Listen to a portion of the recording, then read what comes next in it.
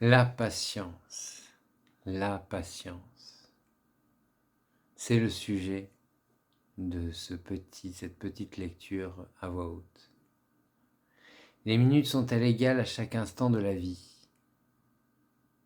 Les minutes sont-elles égales à chaque instant de la vie? Pour tous, il apparaît avec certitude que non. Si on y réfléchit bien, une minute en terrasse, c'est pas une minute au bureau ou sur la chaîne de montage. Alors la patience est-elle égale d'un moment à l'autre? Bah oui.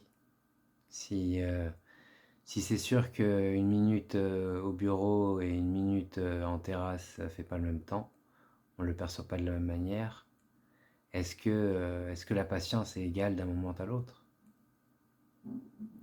Comment démontrer cette vertu chez l'être humain? Comment faire preuve de patience lorsqu'on s'aperçoit de sa relativité? D'ailleurs, à quoi est reliée cette si chère vertu? Eh oui, c'est toujours pareil. C'est quand on comprend que c'est relatif, bah comment dire, lui il est patient, lui il est pas patient? Ça devient très difficile. Après, on dira c'est la capacité à supporter le temps qui passe dans une salle d'attente. Mais c'est une salle d'attente. Il n'y a pas que des salles d'attente dans la vie. Quoi bon? Donc je reprends. D'ailleurs, à quoi est reliée cette si chère vertu? Il apparaît que lorsque l'on ne prend plus garde au temps, celui-ci devient plus facile à supporter. Ça aussi, c'est un truc de fou. Plus tu te préoccupes du temps, plus tu regardes ta montre, et plus c'est long. Et plus t'en as marre, et plus t'as envie que ça se finisse. Et moins tu te soucies du temps, plus tu fais des choses à droite, à gauche, etc. Et bien moins le temps te paraît passer lentement. Et voilà. Et pourtant, après tout ce que je viens de dire, qui remet en question la rationalité du temps qui passe, et donc pourtant, où que vous soyez, une montre, une horloge, un énième engin pour mesurer et vous signaler le temps. Rendez-vous compte, on a créé une horloge atomique pour mesurer le temps. Vous voyez à quel point on est obsédé par cette mesure du temps, par ce temps qui passe. Alors comment dans ce monde s'abstenir et comment émettre une distance avec ce temps, sujet à tant d'objets et tant d'enjeux? Et donc là la question. Comment échapper au temps? Et c'est pas évident. Peut-être que tout ceci reste un énième objet qui n'en est pas un pour s'enchaîner à notre société. Parce que avec l'évolution des sociétés, la mesure du temps est devenue de plus en plus précise et de plus en plus importante.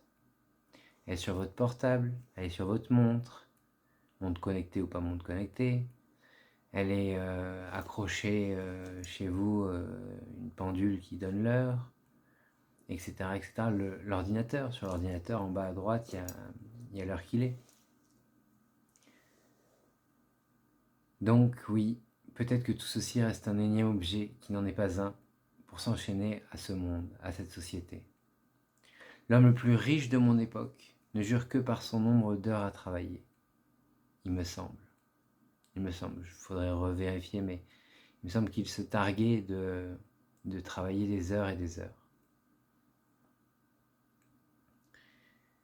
Et n'est-ce pas là un manque cruel d'objectivisme quant à l'importance de la vie?